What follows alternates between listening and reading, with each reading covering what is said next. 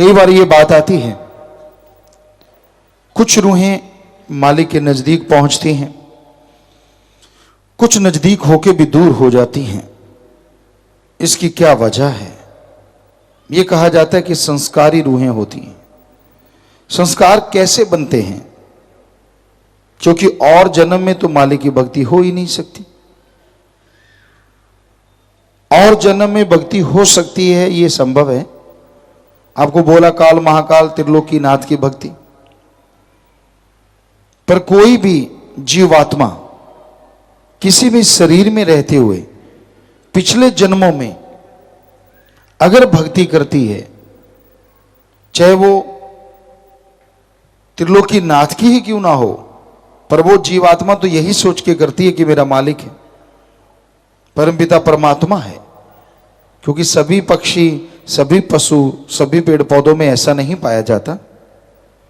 तो जो भी उन जोनियों में रहती हुई आत्मा मालिक की भक्ति करती, चाहे वो काल महाकाल की क्यों ना हो, तो उस भक्ति का अच्छा फल उसके संस्कारों में लिख दिया जाता है।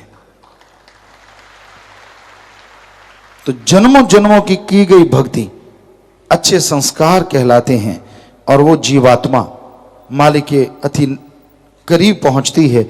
इस जहान में उस जहान में परमानंद लज्जत खुशियां लेती रहती है।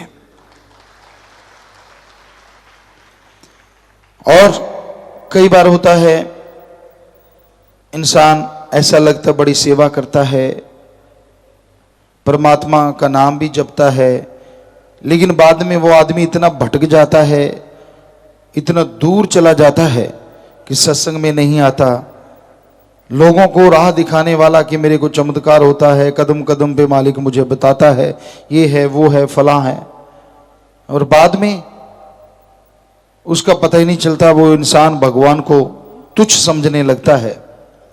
तो ऐसे लोगों के भी संचित कर्म होते हैं, और इस जन्म के भी कर्म, संचित कर्म उन शरीरों में रहते हुए वो पाप कर्म में लगे रहते हैं।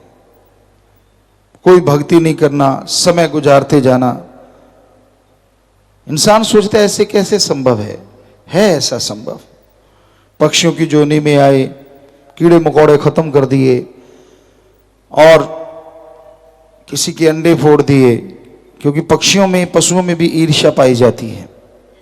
किसी को जीने नहीं दिया, उसको पीछे लग गए, चोटें पहुंचाई, दर दर भटकाते रहे, तो वो संचित कर्म उनके बुरे जुड़ जाते हैं।